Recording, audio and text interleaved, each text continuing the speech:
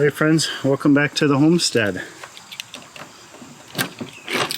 I had a meeting at work today. We have a meeting, our entire team at work, we have a meeting every day at 10 o'clock. Kind of like our daily huddle. We go over what's going on, who needs help, this type of thing. And that meeting always starts every day with a fun fact. And it's things like, on this day in 1950, the VCR was invented, or different things like that. Somebody today on the meeting mentioned that deer hunting season for Michigan whitetail deer hunting starts in 16 days. We don't have our deer blind set up out back in the food plot yet, so I'm going to get that out today. We'll go back there, we'll do a little bit of mowing, mow the area where it's going to go, try to get the blind set up. I'll show you guys the food plot that we planted about 2 weeks ago. It's actually surprised me how well it's doing. I don't know what the stuff is that's growing, but there's stuff growing. And at some point though, Rachel is going to finish up her job for the day, and I think today is round 2 of pickle canning for 2020 garden season.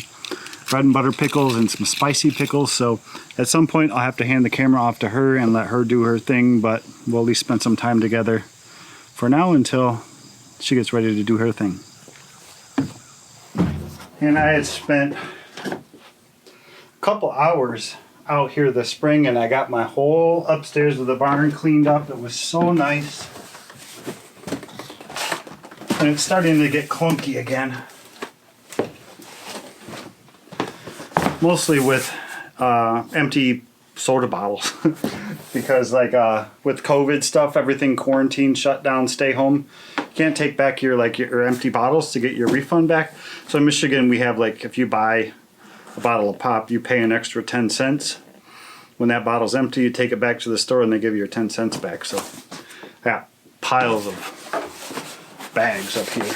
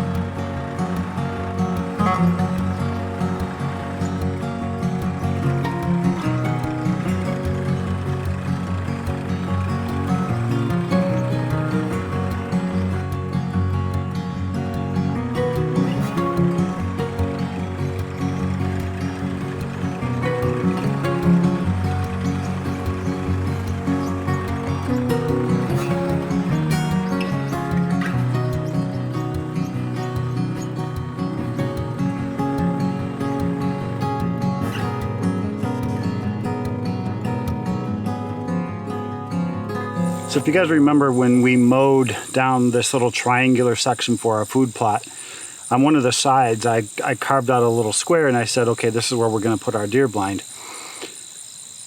In thinking about it, in order to get there right now, we would have to walk through this brush to get to the rear of the blind, because that's where the entrance is. So I'm going to mow a path here to that little square, so when we come out to hunt, we can just come from the house, cruise along through here, walk right into the back of the deer blind and get in. We don't have to go through all these weeds, make a bunch of noise. It should be a little more silent. So get the mower. Should take us like 1, 2, 4 passes. We should be done with this in no time.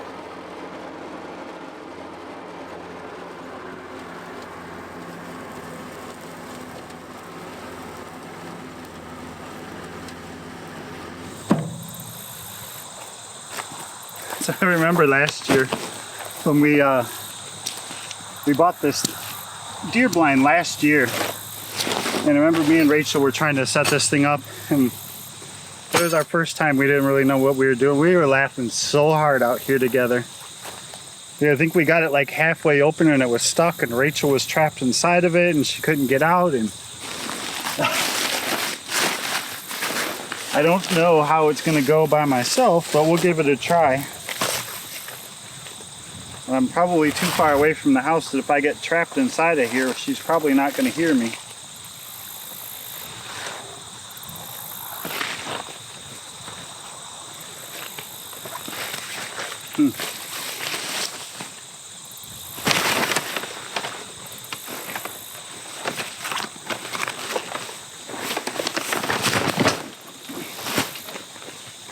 Hey.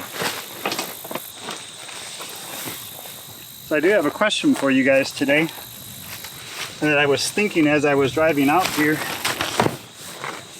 I never moved my my game trail cameras. I have one back over there, one over there, about 3 or 4 of them around the property, but they're all junk.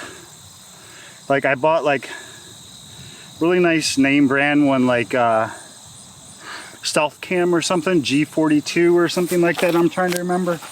And it worked good for like 2 years, and then it was just like, it won't turn on properly and the quality like degraded. So I decided, fine, I'll buy some cheap ones. So I bought Ape Man or something on Amazon, bought like 3 cheap ones. And they always work, but the quality's so poor. So if any of you guys are hunters or trail cam people, if you have any recommendations on a good camera without spending like 200 bucks, let me know, because I really need to set up patrols on this food plot behind you guys so I know what's coming and going and when.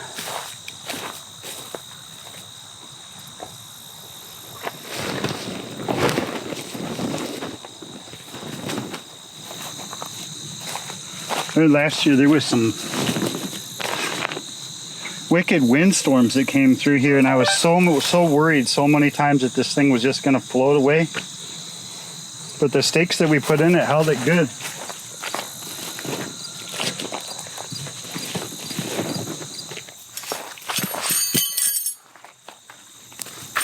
Ow.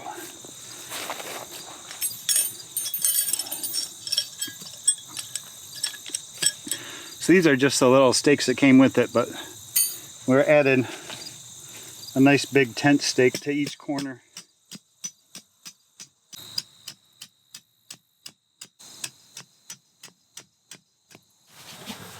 The case for the blind also turns into like a little shelf thing, so you can keep your deer calls or whatever right in here.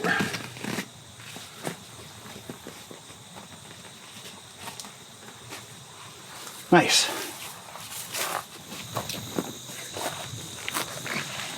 It's toasty warm in there. Alright, I'll show you guys my food plot. Standing right in front of the blind, this is our food plot here in front of me. Through this window we can see that corner, this side window, that corner, front window, long range to the far corner way down there. So position wise I think it's good. We got it set up early, 2 weeks early, 16 days early.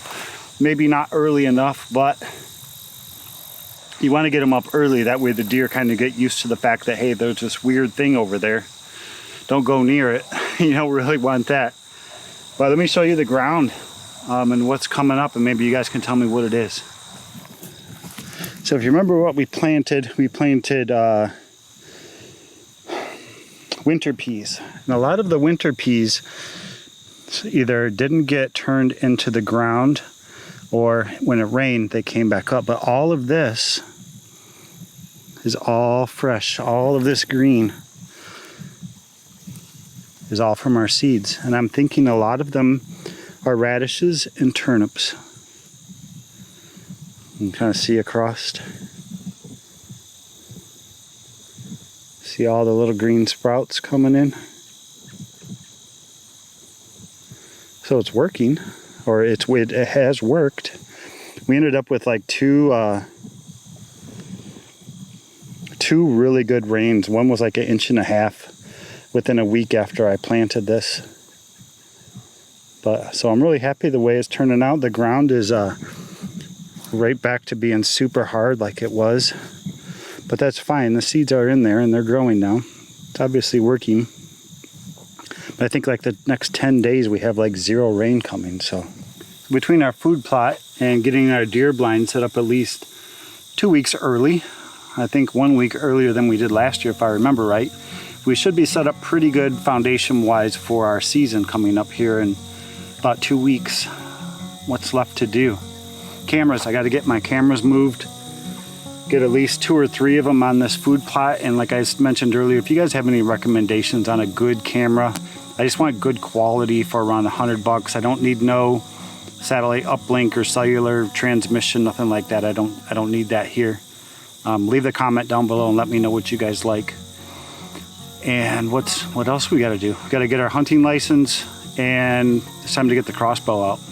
You can get the target set up in the backyard and get it sighted in, make sure it's still good from last year. It should be, but it's always good to double check. You don't want to injure a deer. If you want to take a deer, take it. Just don't injure them. So we need to make sure it's sighted in really good, and we should be good to go. So I know it's a short one today. Rachel's probably wrapping up work right about now, so I'm gonna bring the camera back in and turn it over to her and let her make some pickles for you guys. And I'll move on to my next project without you. So see you guys later.